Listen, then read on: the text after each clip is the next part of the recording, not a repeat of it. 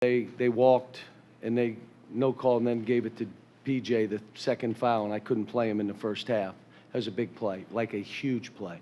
And I'm not saying the call had anything to do with it, but that play changed how we had to play in the first half without Reed.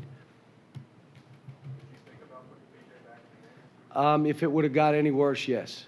So I was sitting there thinking, like, where are we going with this? I thought Nick played great in the first half and then couldn't get a block, they were shooting layups on him. And I said, okay, I don't know why you would settle. Just, you're in there to go block and go do stuff, and he didn't. But, again, it wasn't just those. I mean, we just, we didn't have it. And they played. They came with a purpose. And it was the first game in a while where we did not play for each other.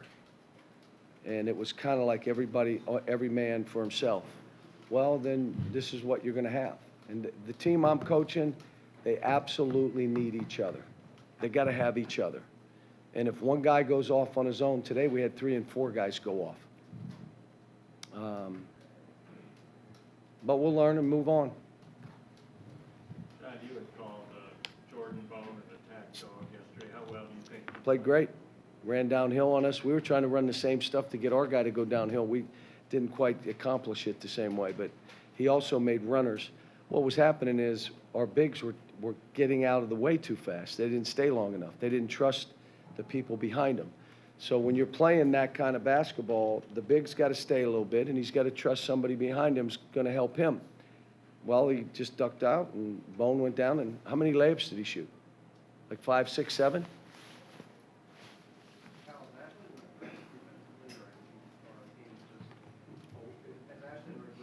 No, this is one game. This is a knockoff. They haven't lost here in 2 years. I mean, for us to win, without Reed, we were going to have to play one of the best games in the last 10 years. And as soon as I saw how it started and then PJ got in the second foul, then I'm like, okay, how do we make this close? Now, I tell you what I was angry about after. It was a 14-point game, and we had 3 possessions. We had a chance to get that thing to 7-8. There was only one guy thinking we could get this to 7 or 8. Me. That was it.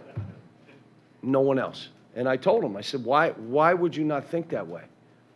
Turnovers, PJ, you just threw it. You threw one in the seats. But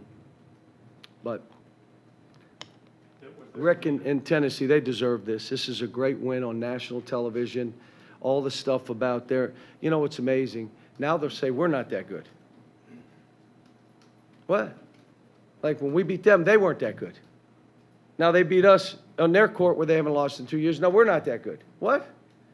This is college basketball, especially when you're playing freshmen and sophomores. You have games like this. These kids are not machines. They're not robots. And sometimes they play bad, and sometimes the other team's more inspired to play, and they beat you.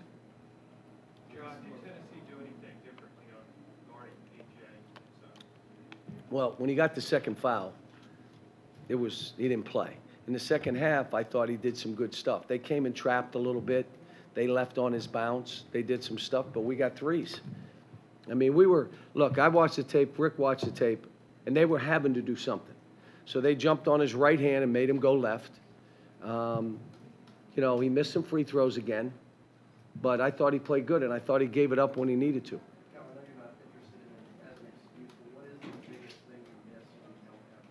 Just the toughness. And his consistency of play is amazing.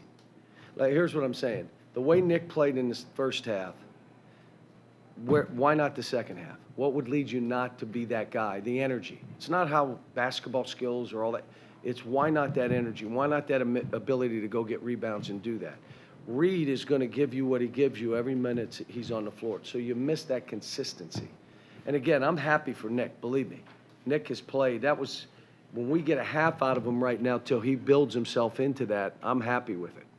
What's the biggest difference you saw in just the way Tennessee played now? They were the aggressor today, and we weren't. Down at our place, we were the aggressor, and they weren't. Were you surprised by 10 points in the paint? For my team, yeah. But there's this kid we don't have that gives you one more post score. So now we had one. So Cal, how dramatic reversal of fortune. We don't have the same team, Jerry. I mean, Reed's not here, so they're gonna have a role reversal like that. Has Reed been able to get on the court at all yet? What's that? Has Reed been able to get on the court and practice at all yet? No practice, but he's doing all the rehab, and he'll start doing stuff Monday, and we'll see about Tuesday. When you're not the aggressor, how much does that affect your perimeter shooting? Perimeter shooting, we had some guys that were just kind of intimidated by the situation and just couldn't make shots. And then when the score started getting away, then they really couldn't make shots. And that's what young kids do at times. I mean,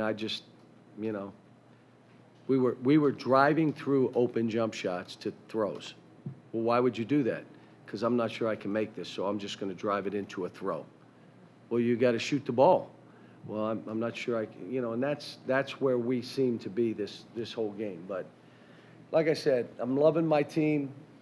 This was a great lesson. It's kind of like you get a punch in the mouth, and now, just like Tennessee did by us, we got to go to Mississippi, have a tough game, Florida home. Our last two are tough.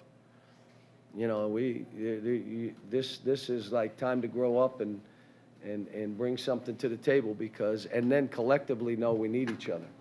Like, what is my job for this team? That's what I told them. What you do for us, we're putting you in a position so you look good, not turning it over. You had 5 turnovers. Just throw the ball away. That's not who you are for us. You're the finisher, not the play starter. We got play starters. I need you to finish.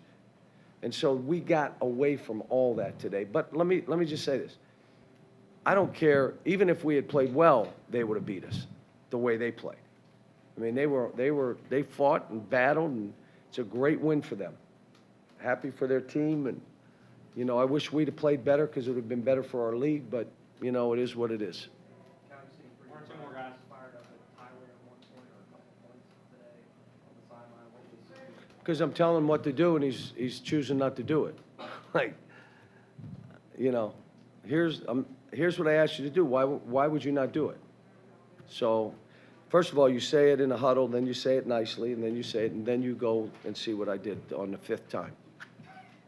You then tell them very aggressively that it ain't happening. John, do you think this hurts your chances of having one seed? No, because other teams have lost, and they've moved up in the poll.